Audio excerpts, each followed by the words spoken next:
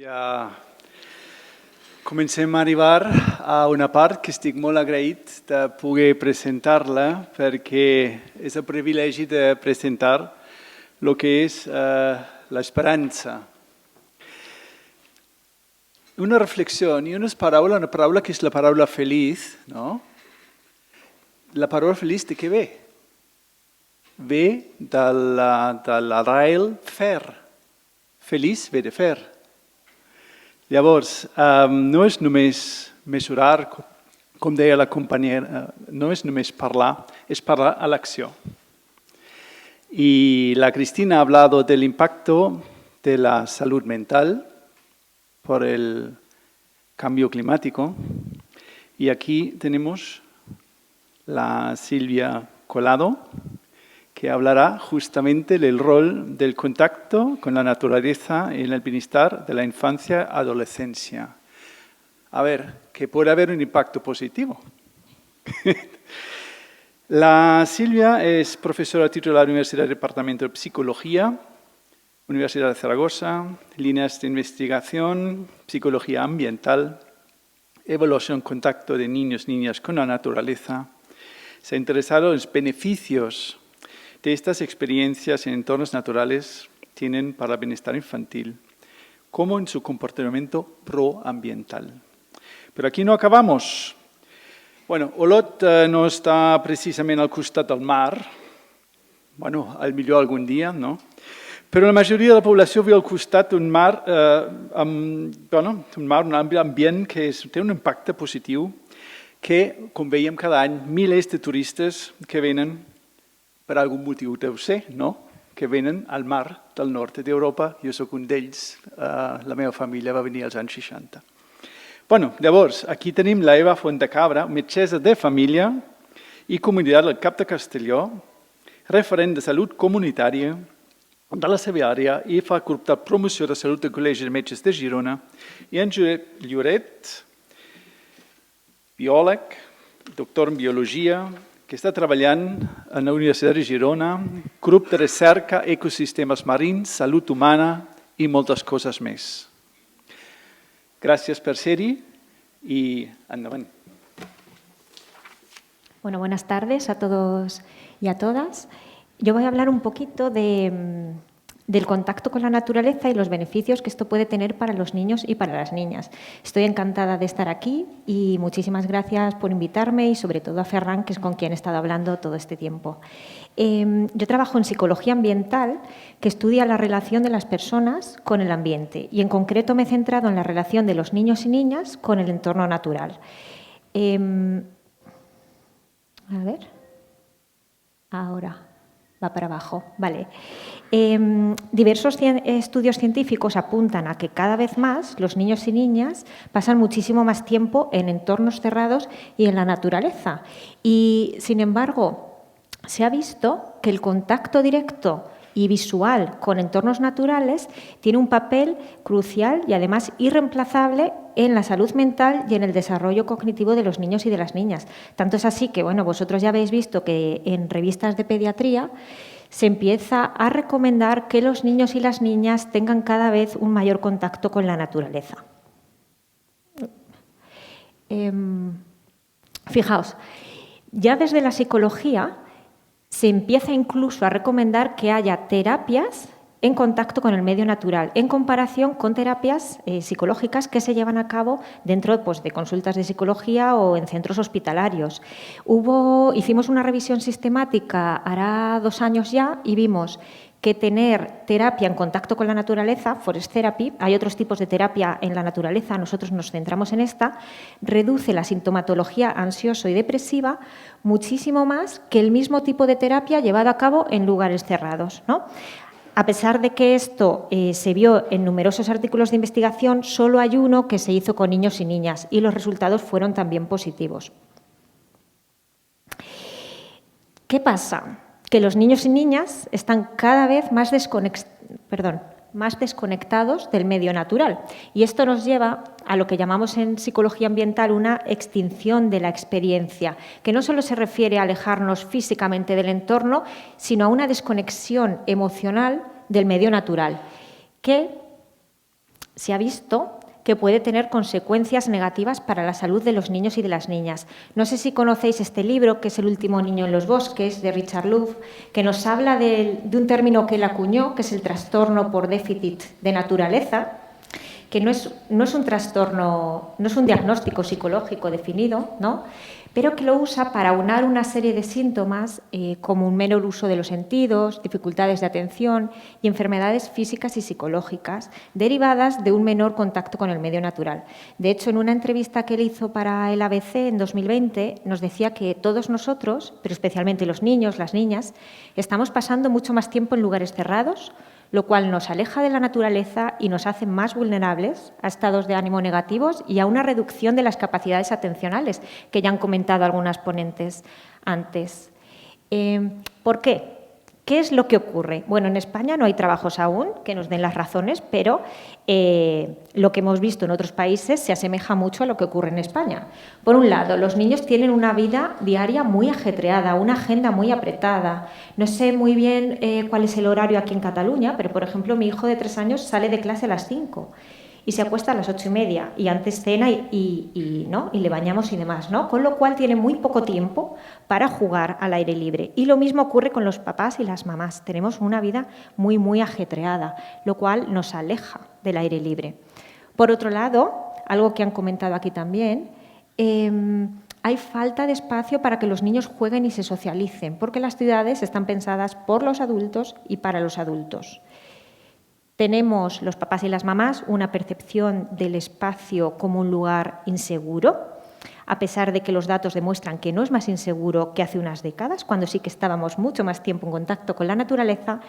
Y, por otro lado, un tema un poco problemático, el acceso a los recursos digitales y a Internet, que hace que nuestros hijos puedan estar entretenidos muy rápidamente, mientras que los papás y las mamás llevamos a cabo otro tipo de tareas, ¿no? Y esto nos aleja también del entorno natural. Se ha llegado a hablar de la generación de los papás paranoicos, que la habréis oído también, ¿no? Y que se dice que somos el mayor riesgo para nuestros hijos y nuestras hijas, ¿no? Rara vez dejamos a nuestros hijos ir solos al colegio, andar solos por el vecindario, y lo que nos hemos dado cuenta los psicólogos es que cuando llegan a la edad adulta temprana, 18, 19, 20 años, nos encontramos con personas cada vez con una mayor falta de independencia, más ansiosos, más estresados y más deprimidos. En Estados Unidos hubo un movimiento que sigue a día de hoy, que es el No Child Left Inside, para intentar sacar a los niños de los edificios cerrados y que tengan un juego mucho más desestructurado y más independiente del que tienen a día de hoy. Pero, ¿es el contacto con la naturaleza tan beneficioso como intuitivamente se afirma? Bueno, yo me he dedicado a esto en los últimos años y hoy hablaré simplemente de cómo el contacto con la naturaleza nos ayuda a recuperarnos psicológicamente, pero también hay otra línea de investigación sobre cómo el contacto con la naturaleza promueve las actitudes y comportamientos a favor del medio ambiente o el cuidado del entorno natural. ¿Qué sería la restauración psicológica? Muy, muy brevemente, pero para situarnos, es la recuperación de los recursos que se ven disminuidos en nuestro día a día, que pueden ser físicos, psicológicos y sociales. Yo me he centrado más en los psicológicos, ¿no? Y sería la recuperación de nuestra capacidad atencional, ¿no? Pues a lo largo de las charlas de hoy, al final, si vamos prestando atención, disminuye la capacidad atencional y cómo el ambiente natural nos ayudaría a recuperar esa capacidad atencional. Y emocionales, cómo nuestras emociones positivas disminuyen a lo largo del día y cómo diversos entornos, principalmente los naturales, nos ayudan a recuperar estas emociones positivas.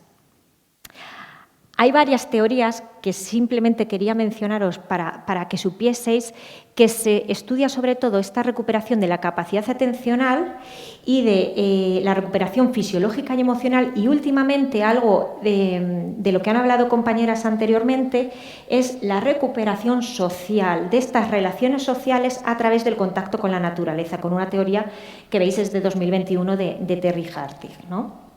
Yo lo que os he traído son algunos estudios que hemos llevado a cabo en España para que veáis un poco lo que se está viendo sobre estos temas, pero son pinceladas de los trabajos que luego yo os puedo pasar si estáis interesados. Por un lado, un tema que se relaciona un poco con lo que comentaba antes Mónica es si los niños son conscientes de que la naturaleza es beneficiosa para ellos. Es dentro de un trabajo mucho más grande sobre el concepto que tienen los niños de naturaleza y cómo ese concepto varía en función de dónde viven, si viven en zonas rurales o si viven en zonas urbanas. Y lo que hicimos fue recoger datos, en este caso cualitativos, con 800 niños y niñas de primaria. Lo que vimos fue que solo preguntándoles ¿en qué piensas cuando oyes la palabra naturaleza? Bueno, lo primero, ellos nos hablan, bueno, aquí he puesto flora y fauna, ¿no? Pero bichitos, animalitos, pajaritos, ¿verdad? Pero para mí lo interesante es que ¿en qué piensas cuando oyes la palabra naturaleza? Ya ellos nos hablan de tranquilidad, sentirme relajado, relajada, sentirme libre. Es un lugar bonito, maravilloso, increíble. Y luego, en relación con lo que decía Sheila, ya encontramos sentimientos de activación, felicidad, diversión. Interesante también que solo en qué piensas cuando oyes la palabra naturaleza, ya los niños nos empiezan a hablar de sentimientos negativos y de compromiso con el cuidado del entorno natural. Y estos sentimientos negativos como tristeza o preocupación por el planeta se relaciona con lo que comentaba Cristina de la ecoansiedad, de lo cual hablaré más adelante, ¿no? Pero que ya lo empezamos a ver en niños de primaria. Y la naturaleza es un lugar donde se puede jugar, correr, saltar, ¿no? Y por lo tanto prevenir esa obesidad de la que hablábamos antes. Bien, ¿qué evidencia científica hay sobre cómo la naturaleza puede ayudarnos a restaurarnos psicológicamente en niños? Bueno, la evidencia en niños y en adolescentes es poca en comparación con los adultos. Normalmente se ha estudiado esto únicamente con población adulta. Nosotros hicimos una revisión sistemática el año pasado, que se publicó en diciembre, y lo que vimos, como decía, es que con niños y niñas hay poca evidencia, pero la que hay ya nos demuestra que el contacto directo con la naturaleza ayuda a los niños a recuperar los recursos cognitivos, emocionales, comportamentales y sociales. Y además, a diferencia de los adultos, los niños obtienen una mayor restauración psicológica cuando van acompañados al entorno natural, ¿no? Se tiende a planificar las intervenciones psicoambientales desde la mente de un adulto, ¿no? Sin embargo, tenemos que pensar más en los niños y los niños prefieren jugar y socializar en el ambiente natural en lugar de reflexionar y pasear de una manera más tranquila, como se ha visto que prefieren los adultos.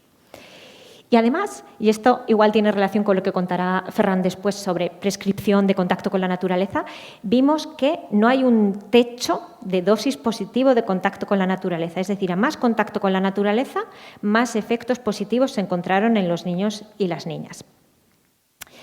¿Qué es lo que se vio en estos estudios? Muy brevemente lo que vimos fue que la mayor parte de los trabajos se hacen en zonas residenciales y zonas escolares, porque es donde los niños pasan más tiempo. Y en ambos se encontró más o menos lo mismo, que el contacto con la naturaleza en estos lugares mejora el funcionamiento cognitivo, ayuda a los niños a inhibir impulsos, a sobrellevar eventos estresantes, que esto lo comentaré en un trabajo que hicimos después nosotros, y además incentiva el juego creativo y la interacción con otros niños y con los adultos, la socialización. Lo mismo, como decía, en los patios de colegio. Estos son fotografías de los patios de los estudios que he puesto aquí. Y el contacto con la naturaleza en esos patios de colegio aumenta la resiliencia de los niños, la capacidad de hacer frente a eventos estresantes, las emociones positivas y su capacidad atencional.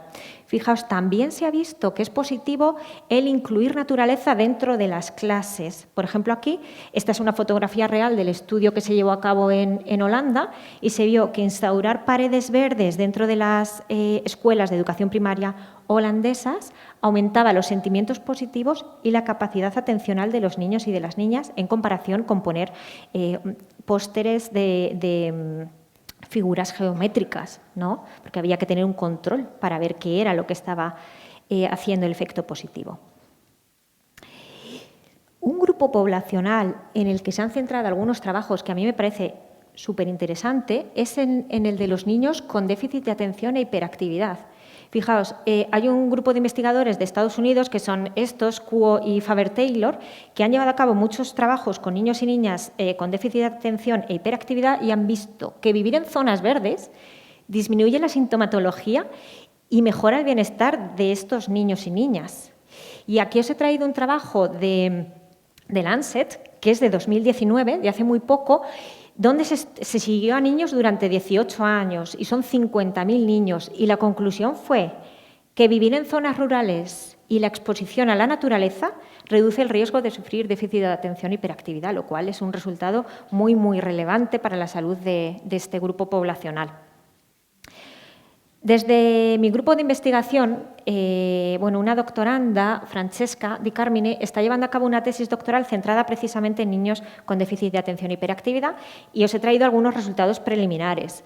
En este caso, ella lo que quería ver es si un paseo por la naturaleza de 20 minutos tiene resultados positivos en este tipo de niños en comparación con pasear en un entorno que hemos llamado rural estándar, que sería este, pues con coches, edificios, o en un entorno histórico, ¿no? Porque a veces hay un debate sobre si lo que es bueno es la naturaleza o la belleza del estímulo al que estamos expuestos, ¿no?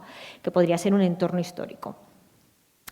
Bueno, se recogieron datos con un pre-post, ¿no? En el tiempo 0, en el tiempo 1 lo que se hizo fue disminuir la capacidad atencional de los niños para poder decir que luego había una recuperación de esa capacidad atencional. Podemos pensar en cuando los niños están en el cole, disminuye su capacidad atencional y luego subiría.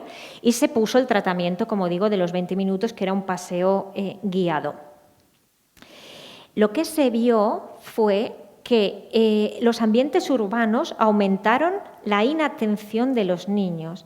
Es decir, el paseo fue, en ese caso, perjudicial para los niveles atencionales de los niños. Y, sin embargo, el paseo por el entorno natural hizo que los niños mantuviesen la atención y pudiesen llevar a cabo las diferentes tareas que Francesca les puso.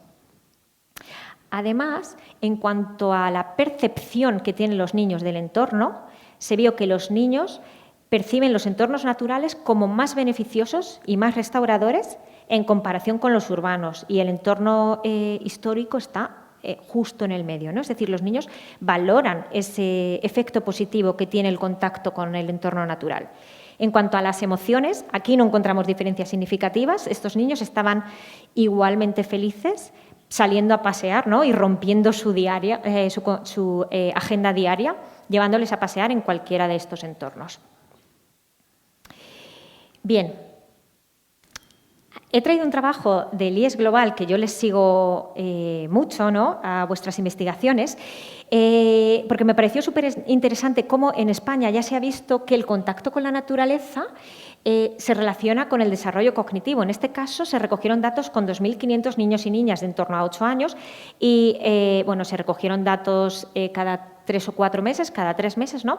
Y lo que vieron fue que aquellos niños que tenían contacto con la naturaleza en el colegio y cerca del colegio aumentaba su desarrollo cognitivo mucho más rápidamente que aquellos que no lo tenían, ¿no? Obviamente en ambos aumenta por la edad, ¿no? Pero en los que tienen contacto con la naturaleza el desarrollo cognitivo aumentó mucho más rápido. Lo cual estos autores dicen que puede unirse a efectos positivos posteriormente, pues, aparte de la salud, en el desempeño académico de los niños y de las niñas. ¿Qué hemos visto nosotros? Bueno, también centrándonos en colegios, quisimos ver si la naturaleza es capaz de amortiguar o de reducir el efecto negativo que los eventos estresantes diarios tienen en los niños y las niñas. A eso se le llama la hipótesis moderadora de la naturaleza, ¿no? Cómo los niños y las niñas se enfrentan a eventos estresantes y cómo la naturaleza podría ayudarles a sobrellevarlos mejor. Recogimos datos con los 5 eventos estresantes que sabemos que afectan a los niños y niñas, ¿no? No pasar tiempo con los padres discuten delante de los niños, no tener tiempo para hacer los deberes, no tener suficiente dinero para gastar en lo que quieren y no tener nada que hacer. Y cómo de estresados se sentían los niños. Bueno, he traído solo 2 ejemplos porque si no, no me daría tiempo a todo. ¿vale? Recogimos datos en estos colegios de la ciudad de Cuenca y fijaos, estos son patios reales, este se parece más a una prisión, como decía Mónica, y este es un patio real que está dentro de un pinar, ¿no? Son patios con diferente gradiente de naturaleza y también medimos la cantidad de naturaleza cerca de los patios de colegio. Y lo que vimos fue, para el evento estresante 1, que es el niño no pasa suficiente tiempo con los padres, aquí la diferencia, lo importante es ver las diferencias entre la columna 1 y 2, que son niños que frecuentemente están expuestos a este evento estresante, y la columna 3 y 4. Y lo que vemos es que aquellos niños que tienen contacto con la naturaleza dentro del colegio son capaces de sobrellevar mejor los eventos estresantes que aquellos que no tienen contacto con la naturaleza cerca del colegio. Y lo vimos también con otro evento estresante, en este caso los padres discuten delante del niño. Y a mí esto, si os fijáis, son eventos estresantes cotidianos, no quisimos incluir eventos que sea pues, la muerte de un familiar, de una mascota, etcétera, ¿no? Cómo el contacto con la naturaleza nos puede ayudar en nuestro día a día. Últimamente nos hemos centrado también en algo que tiene que ver con un tema que Carmen ha mencionado al principio de la mañana, que es personas que pueden estar sometidas a lo que hemos llamado infraestimulación o a una falta de estímulos cognitiva y sensorial, como podría ser personas que están hospitalizadas. Carmen yo creo que se estaba refiriendo a un estudio clásico de Roger Ulrich, en el que se publicó en Science y que aún se cita muchísimo, en el que se vio que pacientes operados de la misma patología que tenían vistas a entornos naturales se les daba el alta antes y se quejaban menos de dolencias que aquellos que tenían vistas a una pared de cemento, ¿no? Sin embargo, desde aquel estudio de Roger Ulrich se han hecho muy pocos trabajos sobre el efecto que la naturaleza puede tener para sobrellevar pues, la falta de estimulación física y sensorial, que puede ser en hospitales, puede ser en residencia de ancianos o puede ser en colegios con patios prisión, ¿no? Si lo pensamos. Entonces, bueno, nosotros hemos llevado a cabo un trabajo que está ahora en revisión. Es un estudio con 3 grupos experimentales y en este caso lo que hemos hecho es ver cómo puede afectar la exposición visual a la naturaleza, que hay muchos trabajos de estos, ¿no? No el contacto directo, sino en fotografías o vídeos, a la recuperación tanto en niños sobreestimulados, que estén fatigados mentalmente, como en niños infraestimulados, que necesiten estimulación sensorial. Recogimos datos en 3 momentos temporales. A los niños, a un grupo de ellos se les indujo fatiga atencional, hicieron puzzles, adivinanzas. Al otro grupo lo que se les hizo es dejarles en clase con las persianas bajadas, sin nada que ver, nada sobre el pupitre, bueno, muy aburridos, ¿no? Y bueno, luego tuvimos un grupo control. Y después lo que hicimos fue, como digo, exponerles a imágenes de naturaleza o a imágenes urbanas, igualmente bellas. Porque los estudios clásicos medían la diferencia entre contacto con la naturaleza, contacto visual en este caso, y imágenes de ciudades con coches y ruido y demás, ¿no? Nosotros lo que hicimos fue poner imágenes de entornos urbanos que fuesen similarmente bellos a los entornos naturales. ¿Qué vimos? Para mí muy interesante que la infraestimulación también disminuye la capacidad atencional de los niños, es decir, aquellos que estaban súper aburridos también disminuyeron su capacidad atencional. Y en cuanto a las emociones positivas, disminuyeron en este grupo también, en el que estaba infraestimulado, y en el sobreestimulado no encontramos diferencias. También, si lo pensamos, les pusimos a hacer puzzles y adivinanzas, que es algo que sí que les gusta, y en el grupo control aumentaron, también tiene sentido porque les dejamos tiempo libre, ¿no? Dentro de su horario escolar.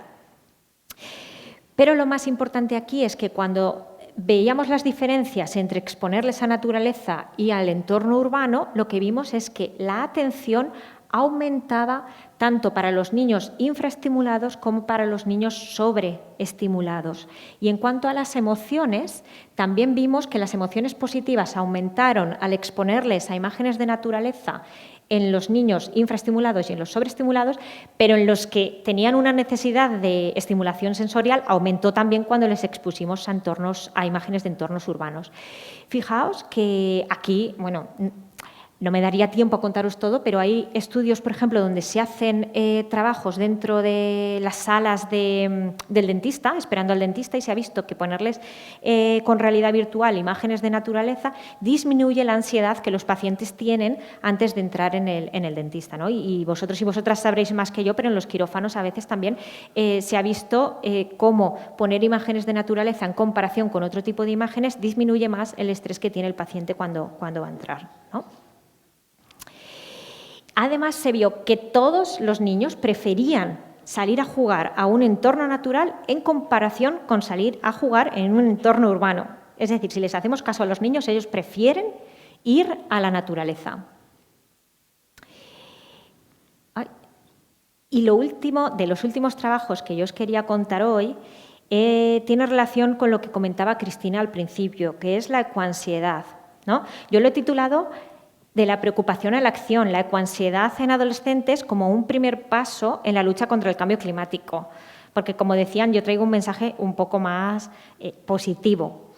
Ya sabemos, y ya lo ha comentado Cristina, ¿no?, que el cambio climático es un desafío global y, además, que el comportamiento humano es el que está generando el cambio climático y, paradójicamente, nos está afectando a nosotros, y no solo al planeta, ¿no?, a nuestra salud y, sobre todo, a la de los niños y de las niñas.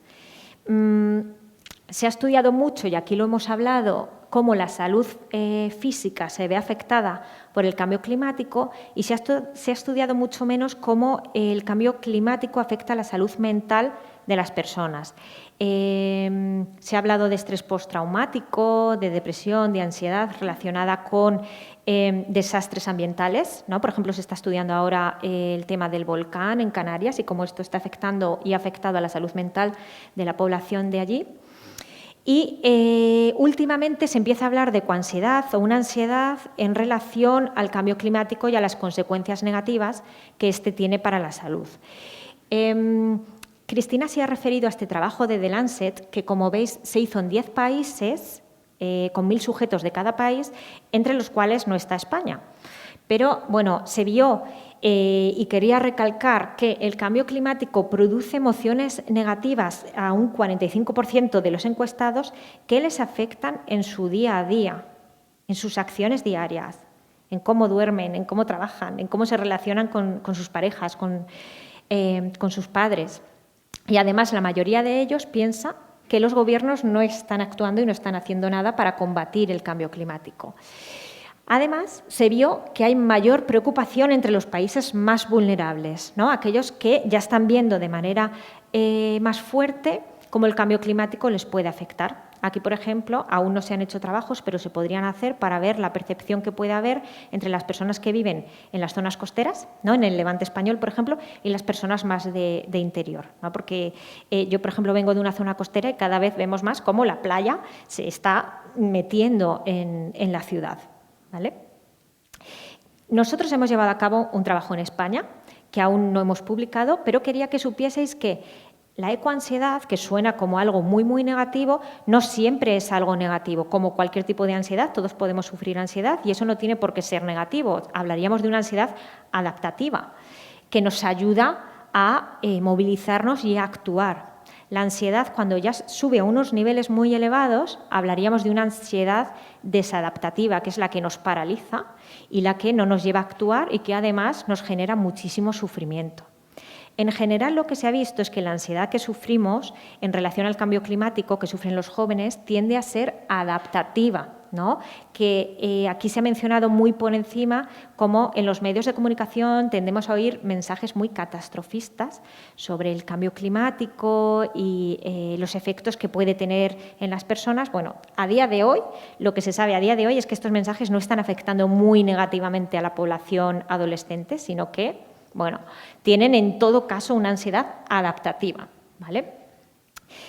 Nosotros recogimos datos con 1.200 niños y niñas, en este caso de Madrid, y lo que vimos fue que efectivamente la ansiedad que sufren los niños de España es bueno, de Madrid en este caso, adaptativa. Son niveles bajos, del 1 al 5, pues 1 y pico, ¿de acuerdo?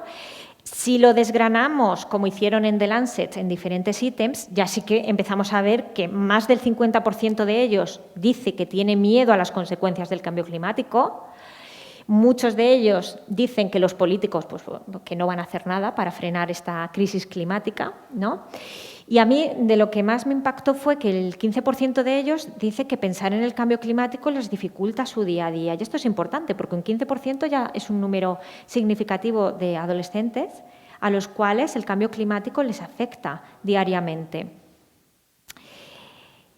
Otro dato que a mí me impactó mucho es cuánto dicen los adolescentes que saben sobre cambio climático. Dado que se habla mucho de ello en los medios de comunicación y hay muchos programas de educación ambiental dedicados a niños y adolescentes, a mí me llamó mucho la atención que la mayoría dijo que sabía algo o poco, ¿no? Fijaos, bastante o mucho, casi ninguno de ellos. Esto quiere decir que algo está fallando, porque ellos queremos pensar que fueron sinceros, ¿no? Y nos dijeron que saben poquito sobre este tema. Sin embargo, sí que llevan a cabo comportamientos proambientales que podemos llamar habituales, ¿no? Pues reciclar, apagar las luces cuando salen de la habitación, cerrar el grifo cuando se lavan los dientes. Y en relación al contacto con la naturaleza, que era de lo que a mí más me importaba, lo que vimos fue que, claro, el contacto con la naturaleza aumenta la ecoansiedad, pero esta ansiedad adaptativa, o también lo podemos llamar preocupación por el entorno natural. Y además, aquellos niños que tienen y adolescentes que tienen más contacto con la naturaleza llevan a cabo estrategias de afrontamiento del cambio climático más adaptativas que aquellos que tienen menos contacto con la naturaleza. Si os acordáis, Cristina nos decía que, hay que mitigar el cambio climático, pero también tenemos que adaptarnos a él. Bueno, pues los adolescentes que tienen más contacto con la naturaleza llevan a cabo estrategias de afrontamiento con búsqueda de soluciones que a la larga a ellos les va a ser mejor para sus niveles de ansiedad y serán mejores para el planeta, que aquellos que llevan a cabo estrategias centradas en la negación del cambio climático. Que si sabéis, con la ansiedad puede ocurrir esto. Negamos el evento estresante, ¿no? Y de primeras nos sentimos mejor, aliviados, pero a largo plazo cronificamos esos niveles negativos de bienestar. ¿De acuerdo? Entonces, y para concluir, el contacto con la naturaleza, hemos visto desde la psicología ambiental que efectivamente tiene un efecto positivo en el bienestar de la población. Sin embargo, cada vez hay un menor contacto con el entorno natural, lo cual está derivando en lo que Richard Louv denomina el trastorno por déficit de naturaleza. Los niños sí que reconocen el poder restaurador de la naturaleza y además nos demandan tener un mayor contacto con la naturaleza, como también nos ha dicho Mónica en los colegios.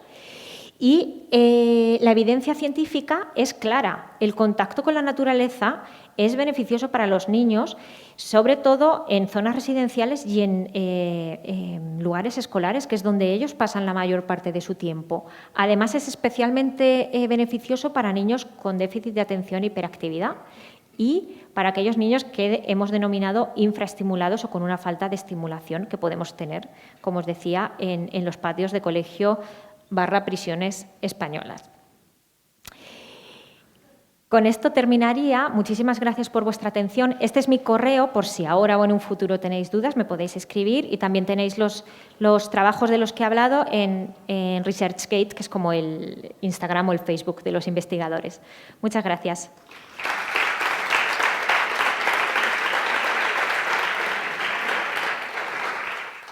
Bon dia i moltes gràcies per convidar-nos, primer de tot, a l'equip organitzador, al doctor Ferran Campillo i a la resta de l'equip, que realment el treball, el que estem veient aquí és un treball de Champions, utilitzant les paraules de l'alcalde a la inauguració.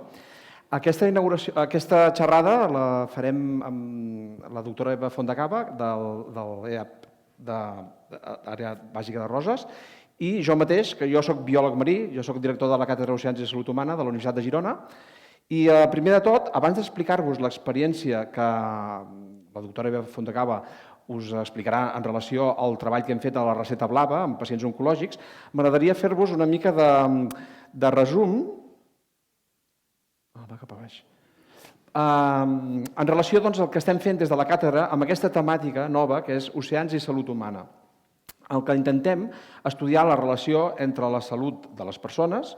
En general, no ens focalitzem en cap franja d'edat en concret. De fet, tota la majoria de treballs que hem fet fins ara han estat en població adulta, però sí que el que ens agradaria, i justament també estem aquí, és fer aquestes col·laboracions futures amb vosaltres, amb la població infantil, perquè realment el que esteu explicant és clau, entendre, i també amb la població ja sènior, amb la gent gran. Tenim ara una col·laboració en marxa amb la Fundació Veles per l'Alzheimer, per exemple, a Barcelona, que intentarem també tirar endavant iniciatives. Però aquestes dues franges de la població, realment, que són, suposo, les més complexes a abordar, no els hem abordat encara, sincerament. Vull dir, hem fet alguna coseta, però molt poc.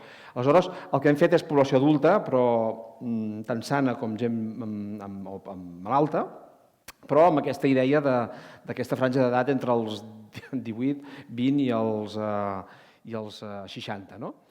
Aleshores, nosaltres intentem, amb aquesta línia d'investigació, Oceans i Salut Humana, relacionar la salut de les persones amb la salut dels oceans per donar-nos compte que tot el que és la salut oceànica, que és el que de fet fem els biòlegs marins, és molt important per la salut de les persones, tant pels beneficis com pels riscos. El canvi climàtic, que se n'ha parlat molt en aquesta xerrada, se n'ha parlat en relació a la salut, però també a la salut dels oceans. I finalment l'economia blava, que és l'economia del mar, que va a tota pastilla, que la Unió Europea està impulsant i que segurament en els propers 50 anys veureu coses extraordinàries en positiu i en negatiu en el mar que també afectaran a la salut de les persones, no només a la costa, sinó en general. Aquesta temàtica va sortir als Estats Units amb una sèrie de llibres que ja van sortir ara ja fa 15 anys. Ja ho sé que molts em direu, en relació als espais verds i la salut, nosaltres diem en el mar sempre hem anat més retardats, perquè costa molt, tots els estudis a mar, és un medi que tot i que la vida va sortir d'allà, fer els estudis allà és molt més costós logísticament, monetàriament, etc., com podreu veure després.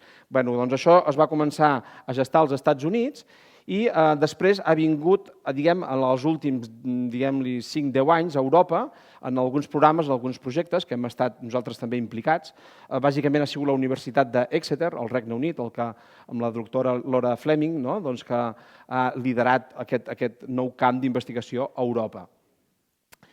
I en els últims anys s'han fet una multitud de conferències, workshops, entre les quals hi ha aquestes a Mònaco, als Estats Units, a Washington. Nosaltres mateixos a Roses hem organitzat les jornades Oceans i Salut Humana que organitzem cada any i que han donat visibilitat en aquesta temàtica.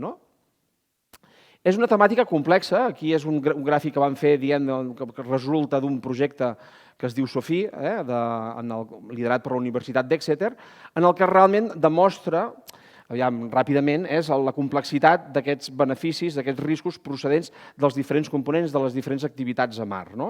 Cal tenir en compte que és també des del punt de vista biològic o biologia marina és molt interessant perquè hi participen tots els tàxons de la vida, dels ecosistemes marins, des dels virus, les bactèries, el fitoplàncton, zooplàncton, els shellfish, que són els invertebrats en closca, el peix. Què vull dir amb això? Que la complexitat d'això no només rau a nivell científic, sinó també en la col·laboració que establim, perquè en biologia marina passa com en medicina, cadascú té la seva especialitat i el que fa plàncton o zooplàncton no fa fito, i el que fa fito no fa peixos. Aleshores, també trobar-nos entre nosaltres, ja només d'això és un repte.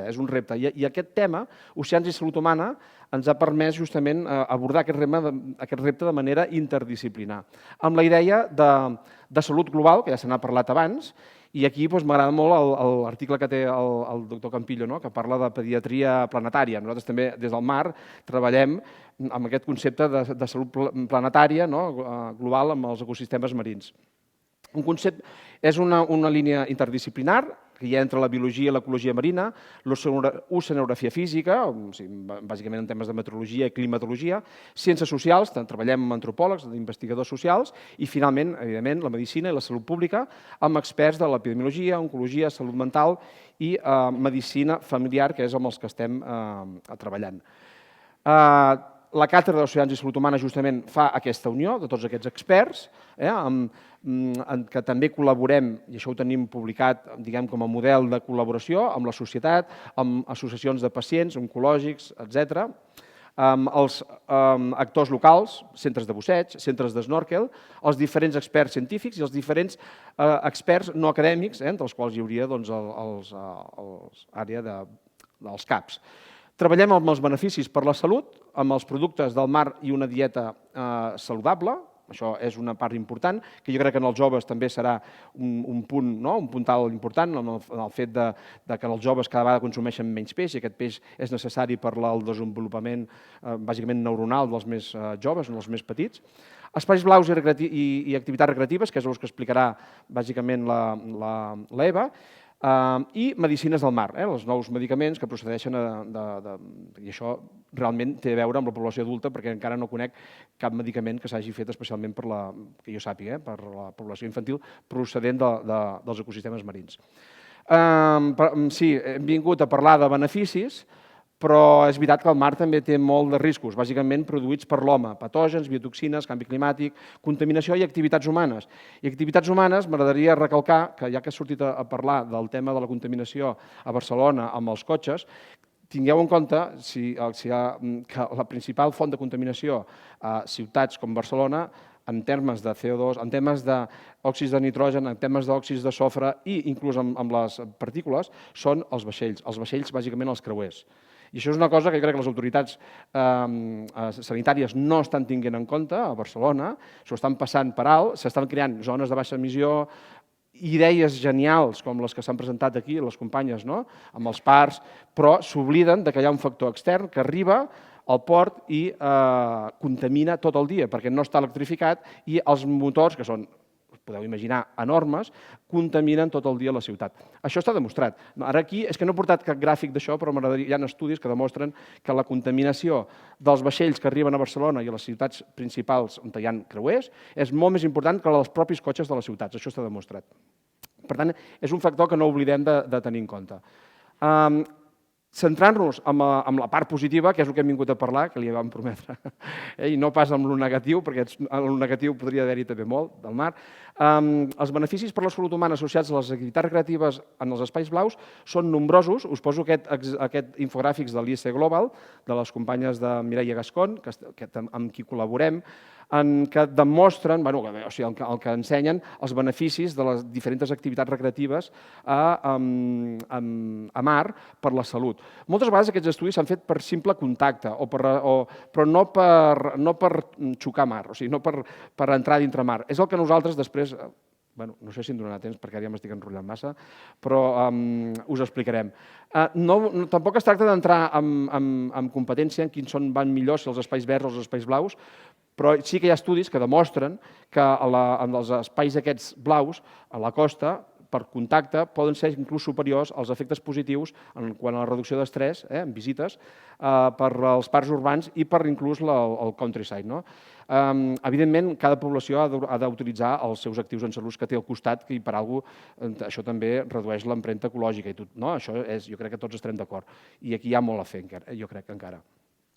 Hem realitzat diferents estudis, des de l'impacte de la Covid amb la pesca recreativa, com ajudava, els impactes generals potencials positius de practicar activitats com vela, busseig, surf, en la zona de Cap de Creus i Golf de Roses. Això ho trobareu a la web de la càtedra, que us he posat abans, no entraré en detall. Un estudi amb què vam col·laborar amb els companys de l'INEF, que estan treballant amb esports nàutics, amb joves. Aquest es va fer a Portugal, el que demostra aquests efectes positius a nivell de salut, però també a nivell de salut social, no sé com ho anomeneu, de la salut aquesta més àmplia, la salut social, en relació a aquestes activitats nàutiques. I un estudi que vam fer nosaltres amb un company que presentarà la tesi doctoral ara dels beneficis del busseig a la salut humana, que bàsicament no l'explicaré, ho tenia aquí una mica, però jo crec que ja m'he menjat el temps i jo crec que donaré el pas a la doctora Eva Fontdecaba, perquè bàsicament el que hem fet en aquest estudi de busseig, que anava amb la població general de bussejadors, utilitza la mateixa metodologia que hem utilitzat amb els pacients oncològics que us explicarà la doctora Eva Fontdecaba i, per tant, va amb la mateixa línia. No m'entretindré massa. M'agradaria també destacar aquest estudi que hem fet a la zona de Cap de Creus, que si el voleu consultar, també aquest està publicat, en relació a totes les activitats nàutiques en concret, utilitzant mètodes de qüestionaris epidemiològics i qüestionaris qualitatius de les ciències socials. Dit això, vull dir-vos que el projecte Recepta Blava, que ara la doctora Eva Fontdecaba us explicarà, va acabar, però ara continuarà aquest any amb una idea, que aquí hi ha el Marc Vila, investigadora predoctoral de la Càtedra de Ciències i Salut Humana, que intentarà ja fer un pas més del que us explicarà la doctora Eva Fontdecaba per lligar-ho amb la biodiversitat, perquè finalment lligar quin és el valor de la biodiversitat per la salut, que jo crec que ja no és el tema de l'espai blau en si, sinó que la qualitat d'aquell espai blau, de la mateixa manera que a terra hi ha boscos immadurs i boscos madurs i poden tenir un efecte diferencial sobre la salut, nosaltres mirarem a mar aquest efecte de la biodiversitat i això és el que mirarem en aquesta tesi doctoral. I dit això, doncs deixar ja pas a la doctora Eva Fontdecaba. Per passar és aquest. Molt de... Bon dia a tothom, jo em dic Eva, soc metge de família del Cap de Creus d'Empúries i pertany a l'EAP de Roses. Agrair sobretot la invitació, francament vaig quedar molt sorpresa perquè sortia una mica del que jo pensava que seria la jornada, però agrair l'oportunitat de poder-vos presentar el projecte que hem estat fent. Llavors, el vam titular Recepta Blava eHealth perquè aquest projecte ha estat becat amb la beca eHealth del Col·legi de Metges de Girona de l'any 2020. Llavors, destacar que és un projecte multidisciplinar. Hi han participat oncòlegs de l'ICO del Trueta, antropòlegs de la UAB, biòlegs marins de l'UDG, metges i infermeres de família tant dels Caps de Roses com de Tossa de Mar, i com a comunitat hem inclòs la Fundació Roses contra el Càncer i l'Oncolliga i els centres de busseig locals. Ai, espera, que ho he ficat al revés.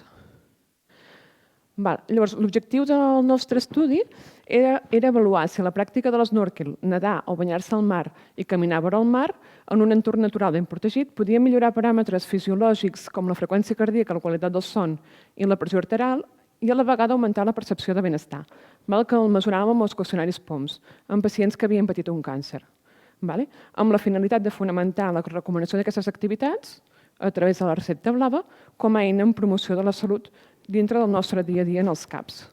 Els criteris d'inclusió de l'estudi van ser pacients oncològics i hemato-oncològics d'edats compreses entre els 18 i 70 anys, eren pacients que havien estat diagnosticats de càncer sense afectació de l'aparell respiratori i sense tumor actiu actual, és a dir, que estaven en aquella fase de la malaltia en què havien passat ja 6 mesos en què havien acabat el seu tractament. I abans dels 5 anys del diagnòstic. Havien de saber nedar i no havien de patir cap altra contraindicació, cap altra condició que contraindiqués la pràctica de l'esnòrquel o el bany.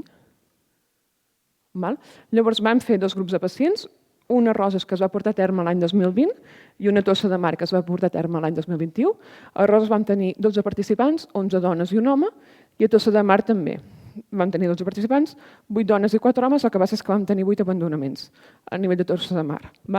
Els abandonaments, bàsicament, hem de pensar que són pacients que encara estan en fase de seguiment de malaltia i van haver pacients que van recaure en malaltia, que van haver de deixar l'estudi perquè van haver de començar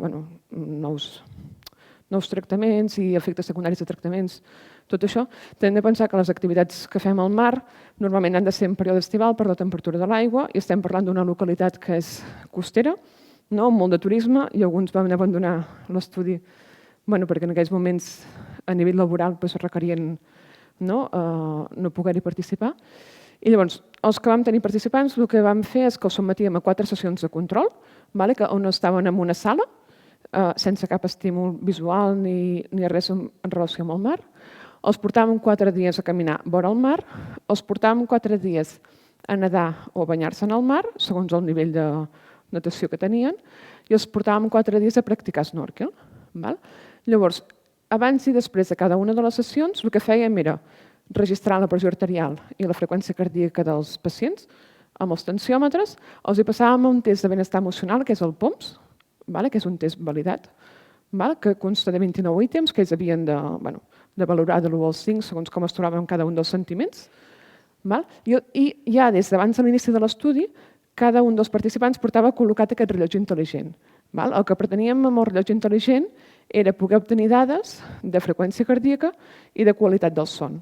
Amb la hipòtesi prèvia de que, com que teníem dades prèvies a l'inici de l'estudi, la hipòtesi prèvia era que el benefici del mar segurament el que faria seria baixar freqüència cardíaca després de l'activitat en el mar i que els pacients descansessin millor, amb hores de son i qualitat del son, els dies que anaven al mar. Això era una mica el plantejament global de l'estudi. Llavors, els resultats que vam obtenir van ser que els qüestionaris de benestar emocional, els POMs, tenien una tendència a millorar les puntuacions de benestar emocional conforme s'avançava cap a una activitat més en contacte amb el mar, que ens marcava un gradient positiu. És a dir, que vam veure millors resultats amb la pràctica d'snorkel, en el qual els participants podien contemplar la flora i la fauna marítima, això puntuava millor que no pas el fet de banyar-se i banyar-se puntuava millor que el fet de caminar al costat del mar. És a dir, que el que ens aportava més benefici era la pràctica d'snorkel. El POMS va ser l'únic dels variables que vam mirar que ens va donar significància a la resta. Sí que vam veure una tendència que quan caminàvem al costat del mar ens augmentava una mica la freqüència cardíaca, mentre que el bany s'igualava al control i que l'snorkel baixava una mica la freqüència cardíaca, tot i que mai va ser significatiu. I amb la qualitat del son i la pressió arterial no vam obtenir resultats significatius. És a dir, que l'únic que ens recolzava l'estudi eren els tests de benestar emocional. Tinguent en compte tot això, que era un estudi preliminar i que la mostra de pacients que tenim és molt petita. Llavors, com a conclusions tenim que la pràctica d'snorkel, nedar i banyar-se i caminar vora el mar ens aporten benefici per la salut dels pacients oncològics o que ens fonamenta la seva recomanació com a actius en salut a les consultes d'atenció primària.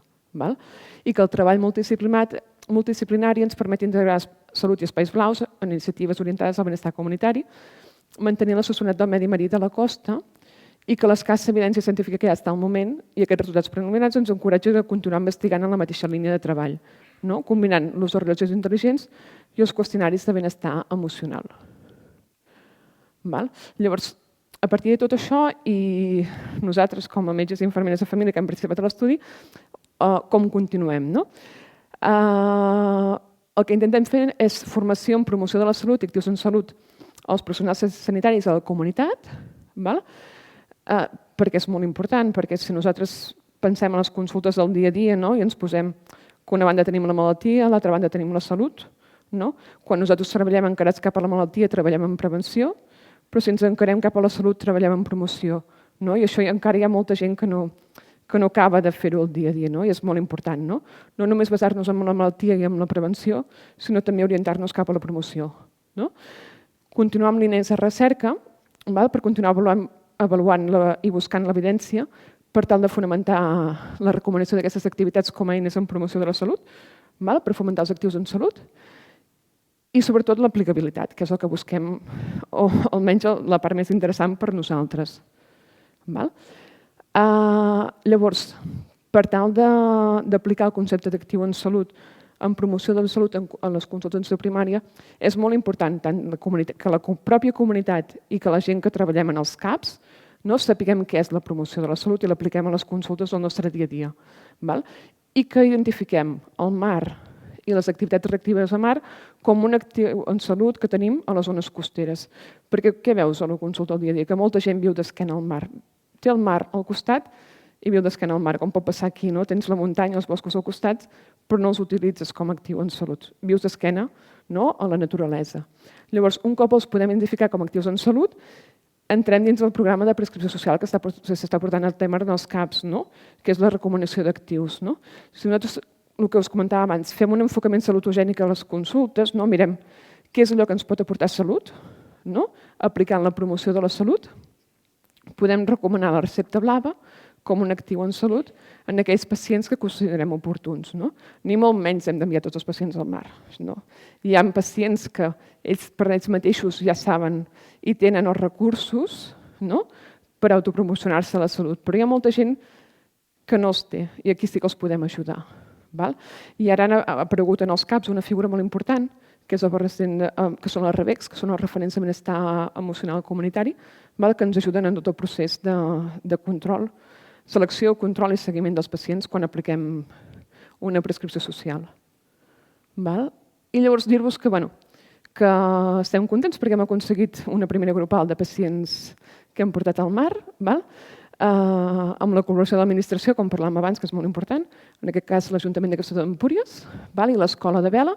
Estem portant a 6 noies, dic noies perquè tots són noies, d'entre 18 i 23 anys amb problemes de malestar emocional, per intentar això. Els seus metges i infermeres de referència han cregut que podia ser alguna bo per elles per augmentar el seu benestar emocional, la seva relació gent amb poca xarxa comunitària, amb problemes emocionals, però que més aviat són problemes de la vida, que no són ansietats o depressions, sinó que són falta de recursos per afrontar aquests problemes del dia a dia. I això, i a través de l'Escola de Vela els portem a fer diferents activitats. Aquí estàvem fent pàdel surf i aquí estàvem fent caiac. I tenim en marxa una nova grupal que serà a través de l'Escola de Rem, que portarem 10 pacients, en aquest cas, que són els que ens admeten per el tamany de la barca de rem, a fer rem. La idea són sessions grupals, són entre 4 i 5 sessions, perquè ells després de manera autònoma puguin continuar amb l'activitat. Dir-vos que és interessant això en el sentit que la gent que va participar a l'estudi de la recepta blava eren gent bàsicament de Roses, d'edats, la persona major va tenir 42 anys, la més gran 70. Eren un grup que entre ells, tot i ser del mateix municipi, la majoria entre ells no es coneixien, però que després de fer l'estudi han creat un grup i surten a fer snorkel per ells mateixos.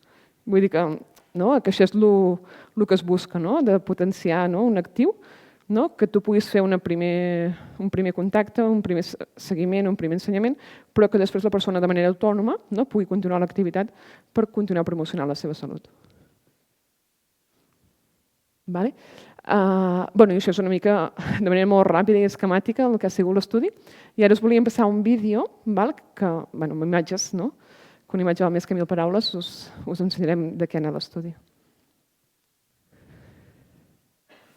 Hola, buenos días. Soy Montserrat Hernández, pediatra, y querría preguntarle a la doctora Silvia por la metodología. ¿Qué test utilizasteis para valorar el estrés en los niños y qué test utilizasteis para valorar la capacidad atencional en la infraestimulación y sobreestimulación, por favor? Hola, gracias por la pregunta. Para valorar la capacidad atencional utilizamos unos test en el que, no recuerdo el nombre, pero trata de triadas donde ellos tienen que encontrar la diferencia.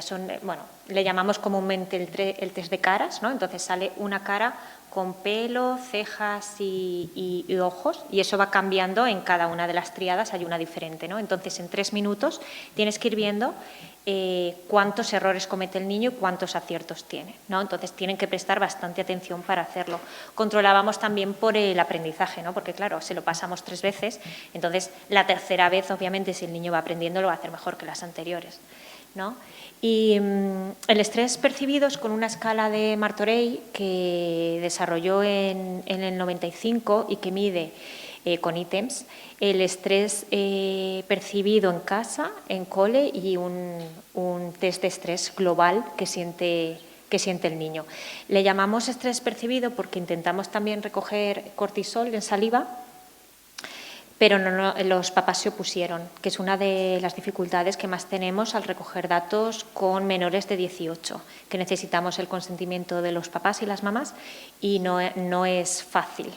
De hecho, para recoger datos sobre con qué frecuencia estaban expuestos a eventos estresantes ya nos costó mucho, porque los papás no quieren decir, oye, pues sí, mi hijo va a decir que discutimos delante de él, entonces no es fácil.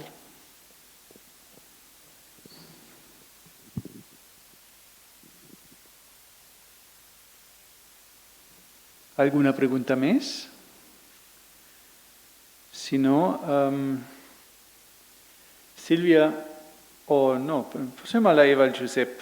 Teniu pensat fer algunes... Bueno, ja havíeu dit que us havíeu centrat més a una franja d'edat que és com més fàcil, però us dic que els nens no són difícils, No. Crec que això tothom pot dir-ho. Teniu pensat alguna activitat amb nens? O necessiteu alguna col·laboració d'alguna pediatra de l'àrea, que sé que alguna està aquí avui mateix? Segurament aquí hi haurà gent que podrà contestar millor que no pas jo, però el que ens estem trobant és que no inclús amb nens, sinó inclús amb menors d'edat, com a metges de família tenem a partir dels 15 anys fins... que de 15 a 18 anys no podem fer recomanació d'actius a mar, no podem fer prescripció social encara. Ens demanen que siguin majors d'edat. Però sí, la idea és sí, perquè almenys jo com a metge de família, de la franja de 15 a 18 anys, és el que es comentava abans, no? Malestars emocionals a consulta és el dia a dia, és que en veus moltíssims, però de moment encara estem limitats a nivell burocràtic de poder enviar aquests tipus de pacients a fer activitats. Tema rellevant. Alguna pregunta més? Jo he vist també una altra cosa, que 11 dones, un home. No és una cosa personalment que m'interessa també, perquè aquí tenim una companyera que està també sentada en aquesta sala que està fent una activitat semblant al Albert, aquí a la comarca, i que vam veure també un vídeo molt bonic de fa molt pocs dies. I també eren dones, bàsicament, no? Vosaltres teniu més problemes, no teniu homes amb càncer o les dones tenen una moltíssima més capacitat d'obrir-se a activitats que siguin una mica diferents de les habituals? Què penseu que és això? La segona resposta que has donat és la... A més, com que clar, ens va caure l'estudi que va començar la pandèmia, que va ser molt complicat el reclutament de pacients i les grupals, i la Fundació Roses contra el Càncer en el cas de Roses ens va ajudar molt, i els pacients que més consultes a fundacions són dones, no són homes, malauradament, són dones. Hi havia un home, a l'estudi? Sí, hi havia un home, sí. Sí, és un tema, crec jo, molt interessant també. Si veiem totes les docents, això no sé, vosaltres totes ho heu vist, la docència avui, la gran majoria de les expertes són dones. I si anem, per exemple, a Barcelona al RAC o una activitat d'aquelles de la mobilitat, a aquestes taules és molt difícil veure una sola dona. Una altra pregunta, Sílvia. ¿Veremos psicólogos ambientales o psicólogos trabajando con el tema ambiental en la práctica diaria de manera más extensa en el país? ¿Y cuándo? Hay pocos, pero hay algunos. De hecho, en Cataluña hay una asociación que es Experientia, que lo que hacen, igual la conocéis, es a través del contacto con la naturaleza, pues hacen terapia forestal y terapia de aventura en contacto con la naturaleza. Entonces, ya empieza a haber algunos movimientos en los que se empieza a ver a psicólogos ambientales pues instaurando el contacto con la naturaleza y fomentando el bienestar a través del contacto directo con el medio natural. Cada vez nos llaman más desde Centro de Salud y también desde AMPAS para hablar precisamente de los beneficios de contacto con la naturaleza, pues sobre todo en los colegios y en las zonas cercanas a los colegios. Pero yo creo que aún queda mucho por hacer, porque, por ejemplo, el otro día una mamá del parque me decía, ¿tú te crees que me ha dicho la pediatra que si saco a la niña a que le dé el aire? Digo, sí. Yo dije, iba ahí a que me hablase de la comida y de tal y cual. Bueno, pues a la gente aún les crea mucho de desconocimiento, ¿no? Los beneficios que tiene el salir al aire libre y el contacto con la naturaleza para los niños y las niñas. Pero sí, cada vez nos llaman más. Puede ser que necesitamos nuevos perfiles de profesionales, guías de naturaleza, formados, personas que trabajan, yo he visto aquí la gente que trabaja en el campo, en el área del, en el área del mar, dando unos servicios, ofreciendo unos servicios posiblemente de más calidad, diferentes, o aquí se ha trabajado también con personas que trabajan en otras profesiones, ¿no? Pero con asesoramiento psicológico de primera y de universidades, etcétera, y de pediatras y médicos. Esto del educador ambiental aquí puede tener un papel.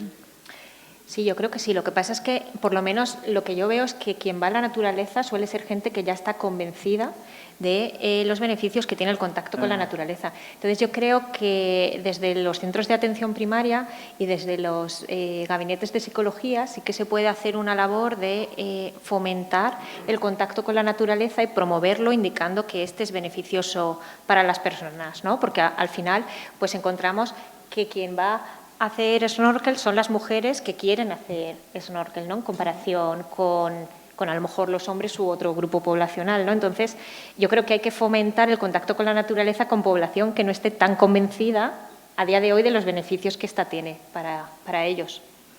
Bueno, i a part jo potser afegiria, no, que no és una mala praxis mèdica ni una mala praxis per part d'infermeria que un pacient surti de la consulta amb una recomanació d'un actiu en salut, no? Que sembla que si no surts de la consulta amb una recepta d'un medicament no has estat ben visitat, no? I aquest canvi de concepte encara és el que hem de guanyar tots, no? Tant professionals com la comunitat.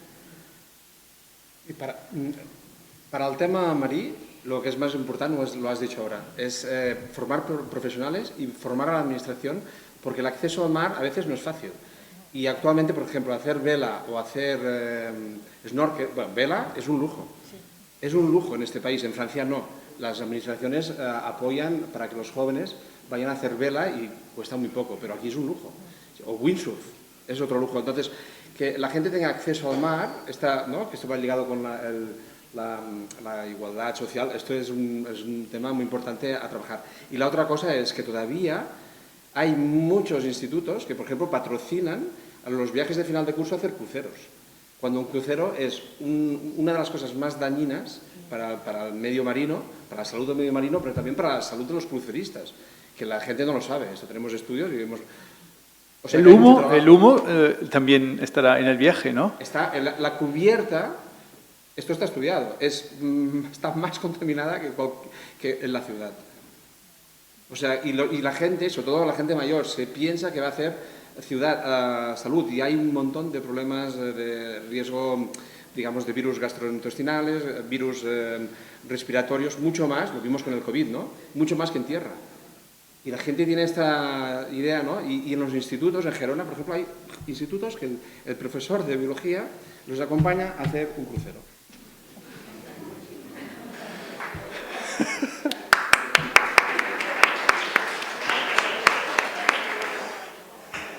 ¿Alguna pregunta? Aquí hay una pregunta.